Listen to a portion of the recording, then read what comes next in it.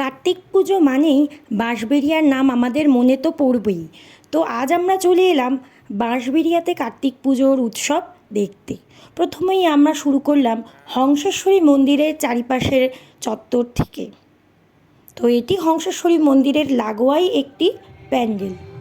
তারপরেই আমরা চলে এলাম বাঁশবেড়িয়া কিশোর সংঘের কার্তিক পুজোতে। অসাধারণ এই প্যান্ডেলটি আপনারা দেখুন। প্যান্ডেলটি ছবির থেকেও চোখে দেখলে অনুভব করা যাবে যে এই প্যান্ডেলটি তৈরি যারা করেছে তারা কতটা এফোর্ট দিয়ে তৈরি করেছে।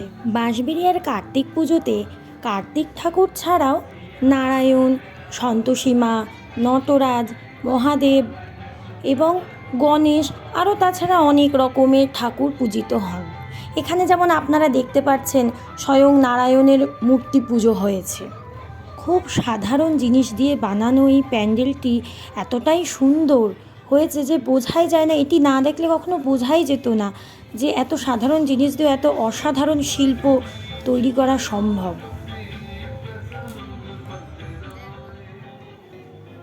প্যান্ডেলের বাইরের লুকটাও কিন্তু অত্যন্ত অনবদ্য। পুরো প্যান্ডেলটিতে একটি স্বপ্নের জগৎ, আলো আঁধারি একটি সুন্দর জগৎ নির্মাণ করা হয়েছে। বাইরে এবং ভিতরে না মিলিয়ে দেখলে সঠিকভাবে বোঝা যাবে না। তাই আপনাদের অবশ্যই বলবো কিশোর সংঘের ঠাকুর অবশ্যই দেখুন। এরপরে দুপা হাঁটতে না হাঁটতেই আমরা পৌঁছে গেলাম অগ্রগামী সংঘের পুজোতে। দাও ফিরে সেই অরণ্য, লও এ নগর। পুজোর থিমটি এটি নিয়েই তৈরি হয়েছে।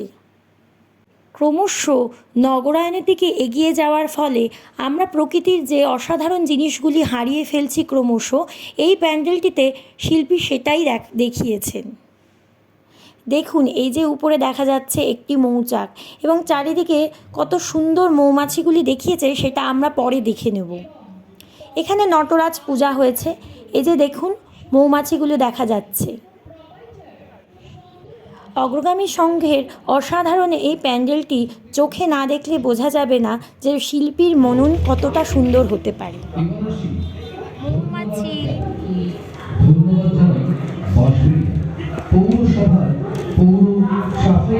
আবার কিছুটা যেতে না যেতে আমরা পৌঁছে গেলাম আরেকটি পুজোয়। এটি অনির্বাণ পুজো বলেও বিখ্যাত। এখানের থিম ছিল মল্লিকা বাগান। এখানে কার্তিকটি একটু অন্যরকম। আর কিছুটা এগিয়ে যেতে যেতেই আমরা পৌঁছে গেলাম জাগরণী সংঘের পুজোতে। এই পুজোর থিমটি সত্যিই খুবই সুন্দর লাগলো। আমরা যে ওয়াইফাই মিডিয়া এবং অন্যান্য 5G ওয়াইফাই ইত্যাদি বিভিন্ন উন্নত টেকনোলজি ইউজ করার জন্য ধীরে ধীরে যে আমাদের পাখি কিভাবে বিলুপ্ত হয়ে যাচ্ছে আমাদের প্রকৃতিতে, সেটি এই প্যান্ডেলটিতে ফুটিয়ে তোলার চেষ্টা করা হয়েছে।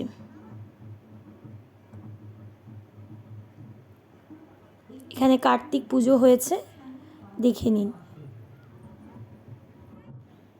এটি এই জাগরণী সংঘের প্যান্ডেলের বাইরের দিকের লুকটা। এক কথায় এটি খুবই সুন্দর হয়েছে এই মঞ্চসজ্জা। অবশ্যই আপনারা এটা দেখে নেবেন। পুরো প্যান্ডেলটিতে বেতের, কাঠের এবং পাটকাঠির যে অভিনব ব্যবহার হয়েছে তা সত্যিই দেখার মতো। সাল থেকে 150 প্রজাতির পাখি বিলুপ্ত হয়ে গেছে। প্রায় 11,154টি পরিচিত পাখি প্রজাতির মধ্যে 159টি বিলুপ্ত। এই বিষয়ে অধ্যয়নরত বিজ্ঞানীদের মধ্যে একটি সাধারণ ঐক্যমত রয়েছে যে পরিবেশের উপর যদি মানুষের চলমান প্রভাব অব্যাহত থাকে তবে মোট পাখি প্রজাতির 1/3 এবং পাখির মোট জনসংখ্যার আরও বড় একটি অংশ এই শতাব্দীর শেষের দিকে। কিছুটা হেঁটে আমরা আবার চলে আসলাম রামকৃষ্ণ সংঘের পুজোতে।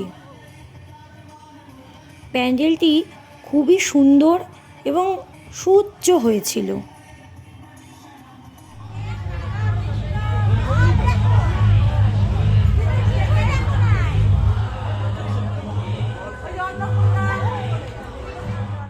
আপনারা সবাই পুজো পরিক্রমা নিশ্চয়ই দেখছেন, কিন্তু তার মাঝখানেই বলে রাখা ভালো এই বাঁশবেড়িয়ার পুরনো ইতিহাস।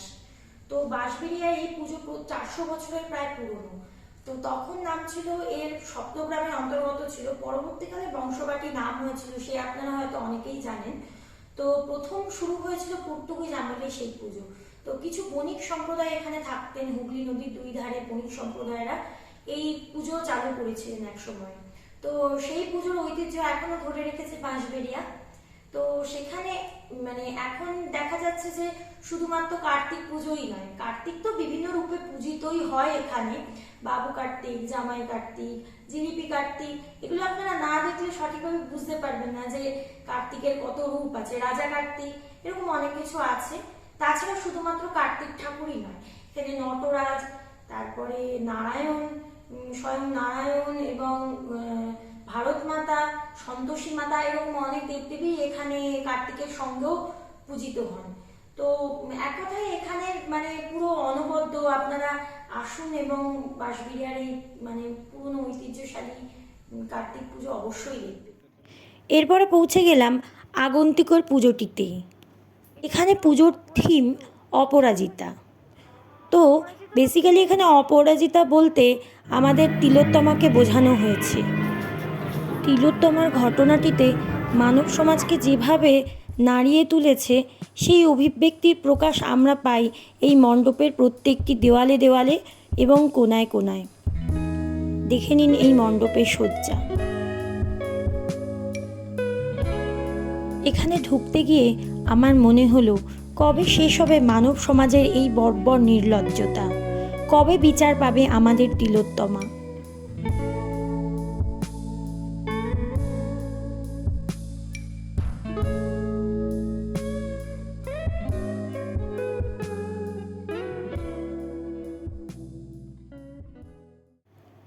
তিলোত্তমার জন্য আমরা যে সমগ্র সমাজ যে সুবিচারটি চাই সেটা কিন্তু মঞ্চের প্রত্যেকটি জায়গায় সেটিই মুখরিত হচ্ছে।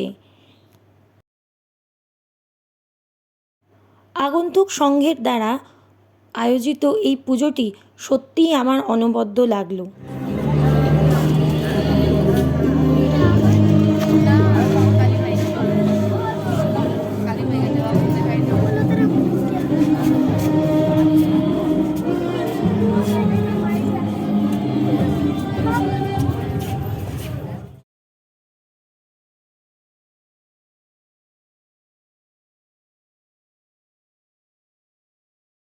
মানুষের প্রতিবাদের মাঝখানেই জায়গা করে নিয়েছে আগন্তুক সঙ্গে কার্তিক ঠাকুর।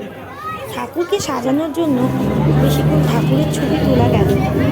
এটা ছিল বাঁশবেড়িয়া পুজো পরিক্রমার প্রথম পর্ব। দ্বিতীয় পর্বে আমরা দেখে নেব এবছরের আরও কিছু বিখ্যাত কার্তিক পুজো। তাই সঙ্গে থাকুন। নমস্কার।